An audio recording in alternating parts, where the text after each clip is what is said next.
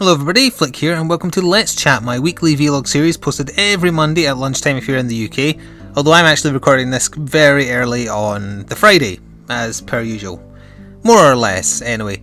So I'm sure you're all aware by now, but what we do here is do a little bit of questions and answers, and then I usually talk about some related subject to gaming. Usually, sometimes we go a bit astray, but anyway, we're going to start pretty quick by going into the questions that were asked on last week's Let's Chat, and if you have any of your own, feel free to leave them in the comments section and I'll answer them a week from now.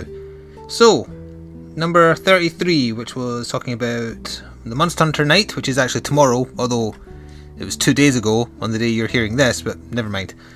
And also viewer turnaround. So we'll go down to the bottom of the comments and start working our way up. ghunt123459. What do you think about people's automatic assumptions that just because someone plays video games that they're either fat, ugly or lazy? I suppose it's no better or worse than assuming someone who's into their sports is... I was going to say Nedish, but if you're not from England or Scotland, that might not make sense. I can't think of the American word for like a Ned or a chav. What do like? Okay, I'll put people in the mindset of what a Ned / chav is. Chav is kind of like the English word for this type of thing. Scottish people say Neds. They're the kind of they're young kids who wear like baseball caps and shell suits and tracksuit bottoms, and they hang around at bus stands harassing people, and they have sex in bus stands, and they're all of low intelligence, low education kind of thing. They smoke, they drink, they do drugs usually as well. Yob, maybe? No, that's more like a European thing as well. What is the American word for that type of person? But this is a long way around to the subject of, stereotypes, which is basically what you're asking. The assumption when you tell someone that you're a gamer. I would actually say, is it more stereotypical to assume that a gamer is overweight or like a really thin geek with glasses? I'm not sure. Stereotypes do change slightly, but the fact they are a thing is just something you can't really avoid. People's automatic assumptions are based out of the belief that something is accurate for the masses, so at one point or another you do probably have to admit that a lot of gamers are overweight. They sit around a lot and play games instead of, going outside and playing sports. That's a fact. So it's natural to assume that quite a few are overweight. Not necessarily lazy though.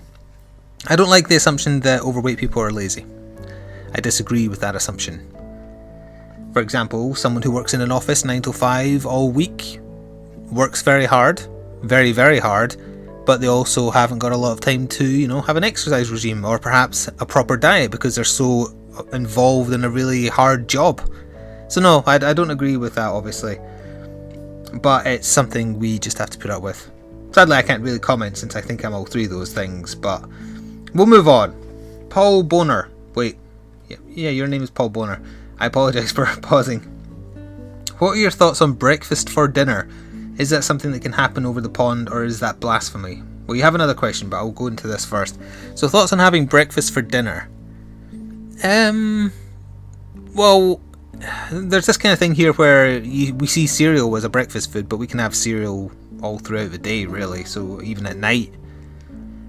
I'm not sure about having breakfast for dinner. I see it the other way around though. I see dinner for breakfast. Like say you had a pizza for dinner the previous night and maybe you kept half of it and you just heat it up in the morning. I don't think that's healthy for you, but it's definitely a thing I could see myself doing and possibly others as well. Or some people just eat pizza cold. I don't understand that. I can't stand cold pizza. But breakfast for dinner. What did I have for breakfast this morning? I had a couple of waffles, breakfast waffles. Can I see myself having those as a dinner instead? No, not really, because I like having a significant dinner, a proper meal, because I'm not very hungry in the morning, so I try and eat very little in the mornings, and I know that's very bad, and it should be the opposite way around. I can't help it. And the other half of your question, this is a statement I think. Also, I would be very sad when Dark Souls 2 ends your playthrough. I'm a new fan, but already a big fan of your channel, so don't be discouraged. Thank you very much for that. Yeah, Dark Souls 2 is done in terms of the New Game Plus playthrough. The final part was uploading last night, actually. I had to leave my PC on because it was so big, it's like 50 minutes. But by the time you hear this, what date will it be? You hear this on the 21st, so tomorrow is the release date of the first DLC for Dark Souls 2, so I'll be recording that. Hopefully it won't suck, and hopefully I won't suck because I'll be doing it blind. And this kind of game is always dangerous to do blind, because what if they get the balance of a DLC wrong, and what if it's super difficult, or I spend ages wandering around not knowing what I have to do. That's the problem with blind playthroughs, because then you get lots of backseat gaming months after the fact you've recorded it. People who've played through the DLC long since then, or read the wiki, and like, how could you not have known how to do this when you played it right as soon as it came out and the wiki wasn't up to date yet? I don't like doing blind let's plays for that reason, unless it's a game where I think my basic level of competence will see me through, like a movie tie-in game. I'm not going to find those overly difficult, although saying that, the final boss in Rise of the Darkspark pissed me off to no end because of how badly done it is. I had to lower the difficulty to kill it, but you'll see that soon if you haven't seen it already. I can't remember what date the final part's going up. Actually, I don't think it's uploaded yet. Well, whoops. I kind of spoiled that, but I'm not going to spoil what happens. So, moving on. Dragonak is saying, speaking of long adverts, there was an advert for 23 minutes attached to this video when I logged onto it. Ain't nobody got time for that. I asked for some more details about this, and what it actually was, it wasn't an advert, it was a fan finder video. These are unpaid. This is the service that YouTube runs. I put my own channel trailer into the fan finder service. It plays you a video of someone they think you'll like based on your viewing habits, and it's whatever they've put into fan finder. I think it's very stupid to put just a random part of some playthrough as your fan finder video, and it is ridiculous that people are putting these things that are 20, 30, 40 minutes long, and YouTube thinks it's a good idea to play those before a video you actually want to watch. That's stupid. Channel trailers within fan finder I think is fine, because it's the equivalent of an advert but for a YouTuber. So I don't have a problem with that. I don't think we get paid for those kind of things, but that doesn't matter really. But yeah, attaching like full length episodes of your playthrough, it's partly the fault of the content creator thinking that's a good idea, but more so Google thinking it's a good idea as well, that kind of thing plays before a video that you actually want to watch. It's silly. Anyway, is there replies here? I see view all 3 replies. Let me press this and see if they load. No, they're not loading. Oh wait, it's thinking about loading. There we go. DRC9, you had more numbers after your name before, didn't you? You've changed your name so you only have 97. What are your thoughts on Space Hulk Deathwing? I think it looks rather good because of death and gore. I haven't really looked into it. I'm not a Dark Angels player, so the fact that it's Deathwing now rather than Blood Angels doesn't really mean anything to me. I quite liked Space Hulk, the recent version that came out on Steam. I got a bit frustrated with it. It's a bit too archaic. It stayed a bit too true to the old rules for Space Hulk, which is a very dated board game at this point. I'm used to the 40k Terminators, put it that way, who are actually very sturdy and would actually probably kill or put up a good fight against the Gene Stealers, which is the Tyranid enemies in the game. But in Space Hulk, Terminators can get killed really, really easily, and I just found it frustrating on some of the missions, so I kind of gave up on playing it. I got about halfway through the campaign based on the original board game. It got free DLC though, it got a free DLC campaign, which was quite nice. So am I looking forward to, or am I interested in Space Hulk Deathwing? Not at all. If they offer it to me to cover it, I might, just to see if they've improved upon anything. I mean, this is their chance to kind of go free reign a little bit, so it depends what they're adding. And then he also added that he likes the sound of the Stormbolter. That I agree with, I do like that. They got the sound effects pretty good, other than the assault cannon. That was a little bit underwhelming. Kentic, he's just confirming he will be there for the Monster Hunter night. I hope you were. Yeah, I said that right, because you'll be hearing this after, even though I'm recording it before. I'm sub to a guy right now. Oh wait, no, he's sub to 150 people right now, so he gets lots and lots of videos a day. Huh. I'm here to stay, still like you, dying in Spelunky, and I want to see you kill your first Elder Dragon in Monster Hunter. Have I not done that? I've done that, right? Jean Moran dropped Elder Dragon Blood, so he counts, I think. So I've done it. I think. Correct me if I'm wrong, people who know Monster Hunter are better than me. Red Knight, I know it's a bit outside what you normally play, but are you considering doing anything with The Sims 4 whenever it comes out? Lots of reasons why no. 1, it's an EA game. EA suck. They claimed my other Battlefield Hardline videos eventually, so that's why they're no longer there if you went looking for them. The Sims in general has gone to shit because it's all just cut out lots and lots of content to release in very small but numerous expansion packs to bleed your wallet dry. Sims 4 will be no different. In fact, it'll probably be worse based on how they butchered SimCity. So no, I am definitely trying to avoid EA as a publisher. Just in general, they take wonderful things and make them shit. And The Sims was a good concept. I found it too stressful to play because I got too involved in trying to make my life as balanced as I wish my real life was.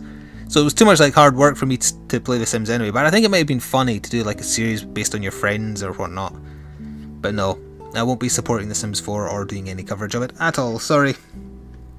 Lucas Chin, how many hours do you have on Monster Hunter 3 Ultimate? I believe I am at 160 something. Maybe over 170 now. It's a lot. So I'll be very pissed if I ever lose my save, put it that way. Ollie Zeta, I don't know how I made it bold. I recently got accepted back to college. Congratulations. Oh, I said that at the time. Well, congratulations on air as well. Fraser River, speaking of your turnaround, I think my turnaround with you was a month. That is not a long time. I'm actually disappointed to hear that. I loved your content and watched most of your videos in a very short period, then forgot about you for a while. When you started doing Monster Hunter, however, it brought me back as strong as ever. Loving your new content, keep it up, or keep it coming rather. If I ever catch up with Monster Hunter 3 Ultimate, I'll take part in a Steam night, which is in the afternoon for you. Oh right, you're in Canada, I think? Well, you'll obviously have either turned up or not by the time this airs, but I hope you did. And if you didn't, that's fine, there'll be more. There will be more. So that's interesting. You did watch my stuff originally, then you kind of forgot about me after about a month, but then when I started covering Monster Hunter, that reminded you again. That is interesting. I'm curious, what was I doing at the end of that month that made you kind of not bother watching? And how long ago it was as well, because I mean, was it prior to me doing any kind of voiceover work? That might be very helpful to me if you could answer, please. Right, Metal Jackson, otherwise known as Matsumune. He's still out of the city, but I'll be back in time for Saturday to watch Monster Hunter Night. To combat your viewer decline, I'll implement a corporate-wide policy that changes all of my clients' homepages to your videos. Even if I run it between 12 AM and 6 AM, I'm sure it will have an impact with over 3,000 computers. Bwahahaha. Okay, probably a bad idea, sad face. Yeah, it's probably a bad idea. Also, I don't think the corporate business world is my target audience. Also, who would win in a fight, Batman or Iron Man, and why? Batman, because he has Deus Ex Machina on his side. He will win against anybody with enough time to plan. Although in an actual like straight up fight, probably just Iron Man because he can shoot lasers out of his fists. It's interesting though. No, I'm getting too drawn into thinking, what if they really fought, who would win? Well, Batman beat Superman technically, so sorry to spoil the upcoming movie, but if they stay true to the canon, that's what's going to happen. So if he can beat Superman, he can beat anybody, even if it is through Deus Ex Machina. Daniel Nah, I found what you said interesting. It sure got me thinking, kinda the way Calvin and Hobbes sometimes does, smiley, stick out tongue face. Probably not the best example. And as I said to him at the time, I'll take that as a compliment. If I say anything that actually gets you thinking about stuff, then good. And that is it in the way of comments, I think. More replies here, let me just press on this. Oh, that was just me talking to Dragonakis, confirming what kind of ad it was that he actually saw. Yep, so that's it for comments on the Let's Chat from last week. As I was saying, if you have any of your own, put them in the comments of this video and I'll answer them next week when I record again. I asked on Twitter as well, as per usual, and I believe I got one question. Yes, from Dragonakis. Best co-op games ever. So, of all time, Doom 2, Diablo 2, Halo, and Gears of War. Borderlands 2 I enjoyed a lot. Co-op, not so much solo. Resident Evil 5 I actually like a lot if you're playing it co-op. Solo again, not really. Anything else co-op wise that I've really enjoyed? I like playing Monster Hunter co-op. That's a lot of fun. And that's more on the new side of things. But yeah, those first ones I listed in terms of like nostalgia. I loved Diablo 2, played it for ages. The original Doom as well, and then Doom on the PlayStation again as well. Also, if you hear bottles clattering, that's the bucket lorry outside collecting the recycling. So Maya might start barking when she Yep, there we go. I can predict when she does it. And then it'll drive off, and then she'll bark at it again, and then she'll stop. That's the way it goes. And I got totally distracted, but I answered your question, I think. So now we can move on to the one thing I really had to talk about, which is in regards to the latest hoo-ha, kerfuffle, whatever words you want to use, regarding YouTubers being paid in some form for coverage of video games. Specifically, this is in relation to the Yogscast, who have now started something called the Yogs Discovery Program, where they will take a direct cut of all sales of an indie game that they have opted to cover for their channel over the period in which they cover it, regardless of where the sales actually come from. And naturally this has caused a bit of upset, a lot of people getting the chance to jump on their soapboxes and rant about things, because that's what we do, because we're very, very bored. So what are my thoughts on the subject? The actual premise of being paid for coverage on YouTube I do not have a problem with at all. In this specific example, it's the method in which they've chose to receive compensation that I have grievance, because it's very much like a reverse Phil Fish situation, where he felt he deserved a cut of every penny, and it is pennies, earned from Fez videos on YouTube. This is the Yogcast wanting a stipend from any sales of the video game they're covering, regardless of whether or not they are responsible for the purchase. And you can't really prove one way or the other without a purchase, because, or rather, that they made the purchase, because they're not using any kind of referral links. It's just a straight up cut. It's interesting. It's interesting for a whole bunch of reasons. I used to watch the Yogcast a lot. I kind of trailed off though. Very much like the VR turnaround thing I was talking about last time. I felt their content aimed more and more towards an age group that I was well beyond, so I started not enjoying their content as much. I also got a bit bored of seeing Minecraft stuff, to be honest, and the final nail in the coffin for why I actually unsubscribed from them was an interview they did with the BBC, where the interview led with a massive picture of both of them looking incredibly smug, under the headline, "Credit us with Minecraft success." No, definitely not. You're not responsible for Minecraft success. Minecraft is responsible for your success.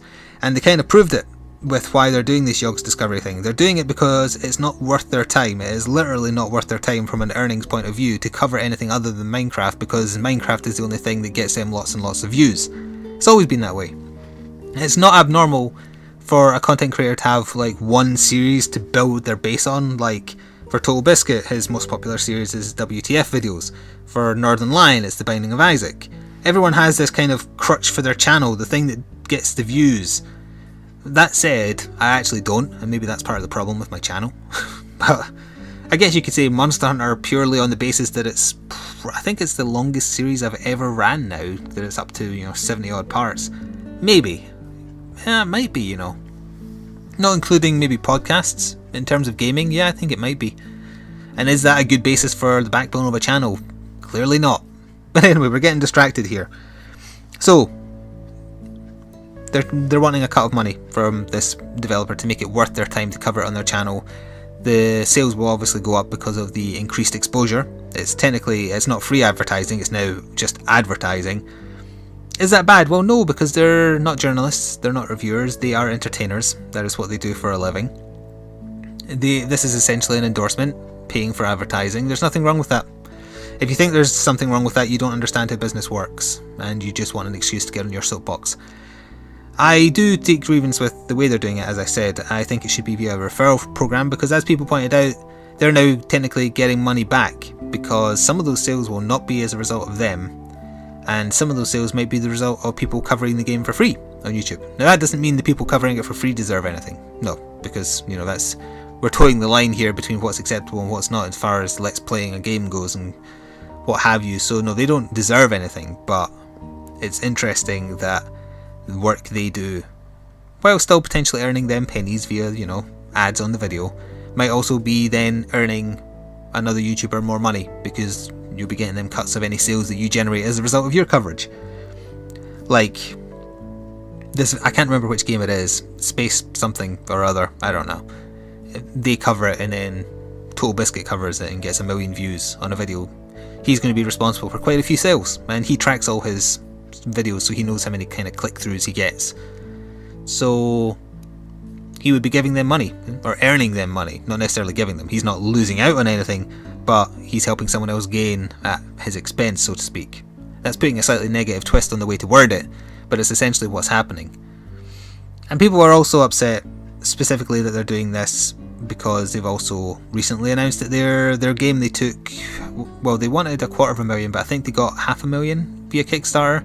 That's now not happening, so people are angry about that as well. So I think that's probably also making people focus on the negative regarding this Discovery thing, more so than the balanced approach that I'm trying to give it. I mean, there's nothing wrong with paid product placement. There's absolutely nothing wrong with it, as long as you state it, as long as it's transparent, as long as you make it very, very clear that's what it is, and that you don't try to hide it, or that you make sure that your credibility, integrity, etc. are not compromised by being forced into a contract which says you must say only nice things, you must not mention so and so. As long as you don't do that, I see absolutely no problem with what they're doing. Other people do. Righteous people. Self-righteous. But we all are a little bit, aren't we? I mean, I'm being incredibly hypocritical in what I'm doing now by saying that, aren't I? But that's my thoughts on the particular subject regarding being paid to produce content on YouTube. It's interesting. Someone pointed out, what if you had 2 games you were interested in and one was paying you to cover it? You'd pick that one. You would. It's not a terrible thing. It's like when a sales agent comes into your business and they're trying to sell you something or offer you a deal. It's no different. You have to think of YouTube when it's channels of this size as a business, and they are. So I don't begrudge them trying to monetize in different ways and whatnot.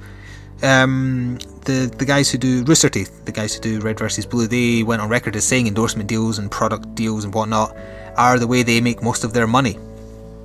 So it's not bad. Well, it is a little bit bad, maybe, but it's not as terrible as some people make it out to be, in my opinion. And ironically, a lot of people used it as the excuse to jump on soapboxes to create lots of videos talking about the subject at length to get lots of views and whatnot. And I know, again, technically I'm now doing that as well, but I don't market the video or these vlogs as the specific soapbox thing I'm talking about. It'll just be amongst the usual stuff like questions and answers and whatnot. I don't put up a special video with like a clickbait title. YouTubers are stealing money from indie devs. Oh, hello Maya. Please don't knock my can of bags. My bag of cans. Jesus Christ, it's too early in the morning. So, did I have any kind of conclusion regarding bringing this subject up? No, not really. Other than what I opened with. I'm not against it as a thing, receiving money for coverage of a game. I've technically done it. Capcom paid me to do the first 2 Monster Hunter videos. I wasn't given any guidelines regarding stuff I couldn't say. I was just told, learn to play the game, teach a person to play the game. That seemed fine to me. If I was offered a certain amount of money to cover a game, yeah, I would do it. I don't have a problem with it. I would obviously state in the description box that it's a paid product placement. I would probably state it in the video as well for full transparency, unless I forgot, which does happen. It's not like I get those deals very often. I very rarely get offered them, and most of the time I will turn them down if it's a game I have absolutely no interest in. If it's a game I was already interested in the first place, I don't see the problem. You can't complain about this kind of thing and then also expect content creators to just carry on making content, The artist has to eat, as they say. That's maybe I think this might be the first unpopular opinion I've had on a subject that I've spoken about in one of these, but no. As much as I don't like the Yogcast, and I don't like the particular way they've gone down this route, the route itself, I don't have a problem with. But who knows? One final thing I wanted to talk about, very, very quickly, because we are running on a bit here. The doomsaying thing I said would happen a week or 2 ago has happened, where networks, multi-channel networks, have started automatically turning on the little tick box in your defaults for mid-roll ads. And do you know what that means if you don't realise that they've done that? That means that YouTube handles all the mid-roll ads on your videos, and as I was pointing out last time, if you leave it up to YouTube and you produce a particularly long video, upwards of say 40 minutes, it's going to put an advert every 5 bloody minutes. So people will be getting a lot of shit from their fans, calling them greedy and whatnot, Dodger, Northern Lion, etc. about all the ads that are now suddenly appearing in their videos because their multi-channel networks automatically put mid-rolls on. Now they'd actually done that for me as well, but I didn't do a lot of long content until more recent playthroughs because I found a way to make my file size better for uploading. So it technically doesn't affect me as badly, but I'm keeping a very close eye. And it's amazing that, like Google, the multi-channel networks were stupid enough to think that fans would find it acceptable, although maybe they didn't realise that YouTube's automated mid-roll ad service puts one that frequently. And it is based on greed, but it's a shame that a lot of people's reputations might now be damaged as a result of something they had no control over. Your network can just go into your settings and muck around with whatever the hell they like. They don't even need to tell you. which is a shame and one of the many negatives for being with a network. There are some positives, some, very, very few. But anyway, that is going to wrap up this week, I think. Thank you very much for listening. And if you have any questions, comments, subjects you want discussed, or questions you want answered, leave them in the description below, and I shall see you next week. Now I'm going to go record a whole bunch of videos. Stay tuned. Ta-ta for now.